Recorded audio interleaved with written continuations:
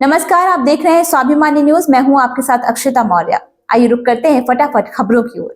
अरविंद केजरीवाल द्वारा हरियाणा सरकार पर यमुना के पानी को जहरीला करने का आरोप लगाने पर हरियाणा के मंत्री अनिल विज कहते हैं, 10 साल से आप सत्ता में हैं, आपको यमुना को साफ करना चाहिए था। आप कह रहे हैं कि गंदा पानी आ रहा है हरियाणा से, इसीलिए अंतर्राष्ट्रीय विशेषज्ञों की एक टीम बनाओ और सोनीपत और ओखला में पानी की गुणवत्ता की जांच करो। ये स्पष्ट हो जाएगा कि हरियाणा दिल्ली की गंदगी को साफ नहीं करेगा, लेकिन वे अपने काम में विफल रहे, इसके लिए उन्हें सजा दी जाए।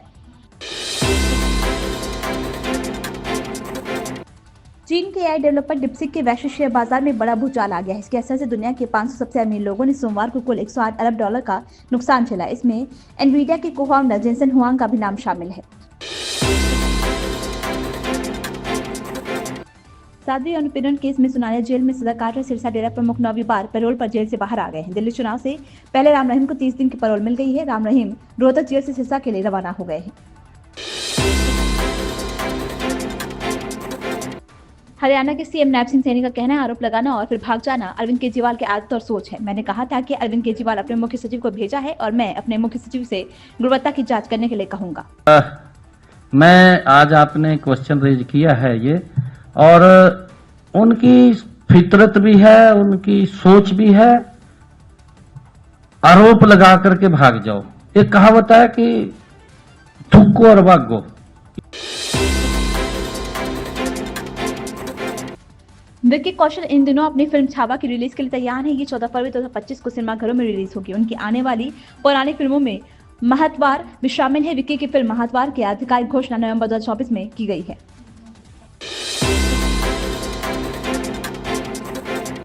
जो श्रद्धालु महाकुंभ में स्नान करने जा रहे हैं, उनमें से ज्यादा लोग अयोध्या में रामलला के दर्शन करने और वाराणसी में काशी विश्वनाथ के दर्शन करने भी जा रहे हैं। ऐसे में आपके लिए कुछ बातों का ध्यान रखना जरूरी हो जाता है, क्योंकि इन जगहों पर काफी भीड़ हो रही है।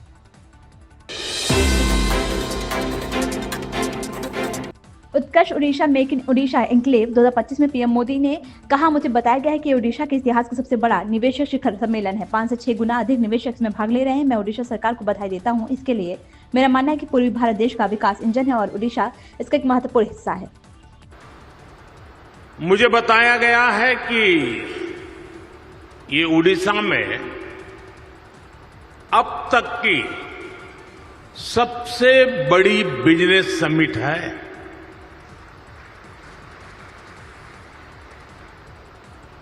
पहले के मुकाबले 5-6 गुना ज्यादा इन्वेस्टर्स इसमें पार्टिसिपेट कर रहे हैं। मैं उड़ीसा के लोगों को, उड़ीसा सरकार को इस शानदार आयोजन के लिए बहुत बहुत बधाई देता हूं। गिलेन-बैरे सिंड्रोम के मामले पुणे के बाद अब नागपुर में भी रिपोर्ट किए जा रहे हैं। महाराष्ट्र में अब तक 100 से अधिक लोगों में बीमारी के मामले दर्ज किए गए, जिनमें से 16-18 लोग वॉलंटियर पर हैं। स्वास्थ्य विशेषज्ञों ने सभी लोगों को इस बीमारी के लक्षणों पर गंभीरता से ध्यान देने की सलाह दी है। मध्य प्रदेश के महू में एक रैली को संबोधित करते हुए राहुल गांधी ने राजा महाराजाओं को लेकर एक टिप्पणी की थी, जिस पर केंद्रीय मंत्री ज्योतिरादित्य सिंधिया ने कड़ी आपत्ति की है। सिंधिया की आपत्ति पर अब कांग्रेस ने पलटवार किया है और आजादी से पहले शाही परिवार को अंग्रेजों के प्रति कथित प्यार का हवाला दिया और कहा कि हम उसे भूल नहीं सकते।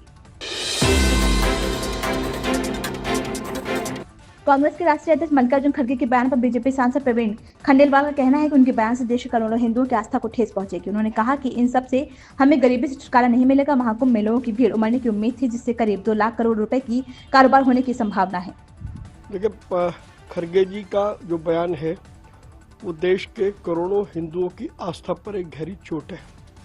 खड़गे जी ने कहा कि गरीबी दूर नहीं होती। मैं खड़गे जी को बताना चाहता हूँ कि पहले 40 करोड़ लोगों के महाकुंभ में आने का अनुमान था, जिसके कारण से लगभग 2 लाख करोड़ रुपए का व्यापार संभावित था। इन खबरों में बस इतना ही। बने रहिए स्वाभिमानी न्यूज के साथ।